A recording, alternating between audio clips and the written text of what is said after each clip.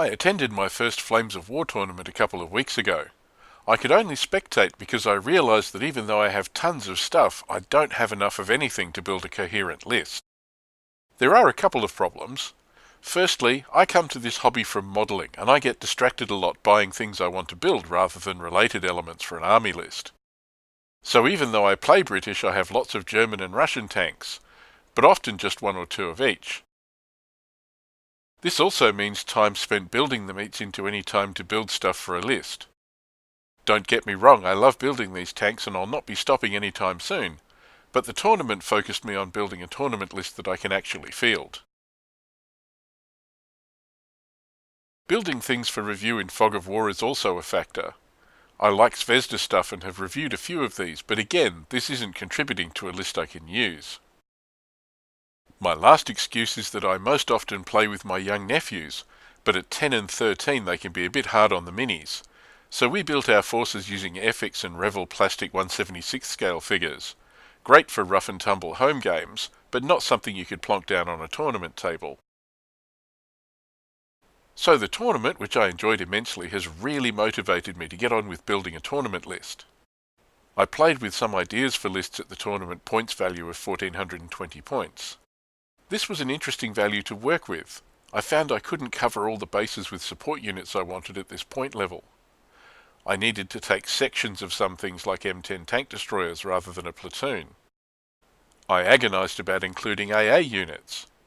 Interestingly, seeing the lists on the table at the tournament showed me this was normal, and it was okay to have lists that were not a finely balanced all-arms force. After a lot of thought, my idea is to build a flexible force, completing a range of constituent units for my late war British troops. This would allow me to change up and down points values and switch between armour and infantry lists as needed, using the same core forces and miniatures. In this video I want to look at the infantry units I plan to build for my main tournament list, which is a lorried infantry company from the 159th Infantry Brigade, British 11th Armoured Division.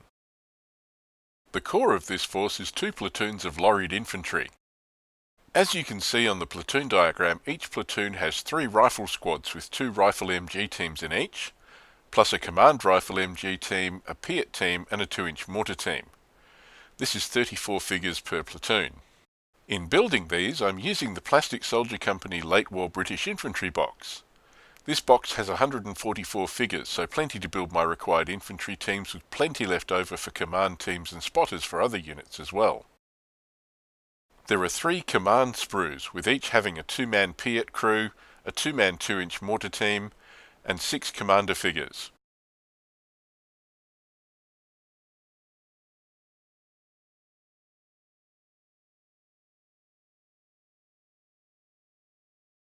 The box also contains 9 infantry sprues, each with 9 riflemen, 2 Bren gunners, 1 walking and 1 prone, and a prone gunner's assistant.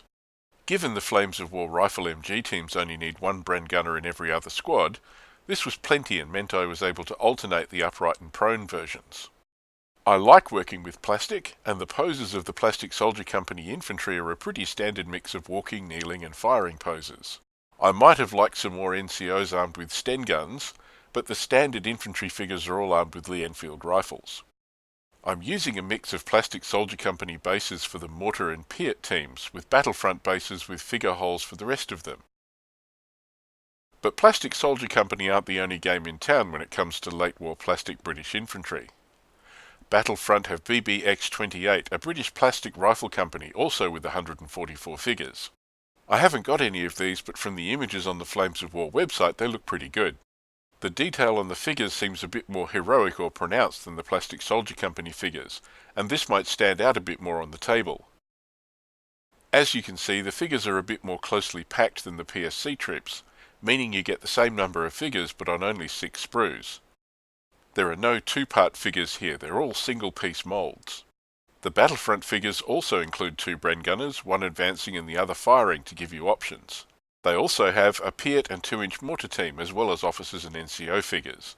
The Battlefront box set also contains the bases you need for these units. So either of these box sets will give you great looking British infantry for your forces.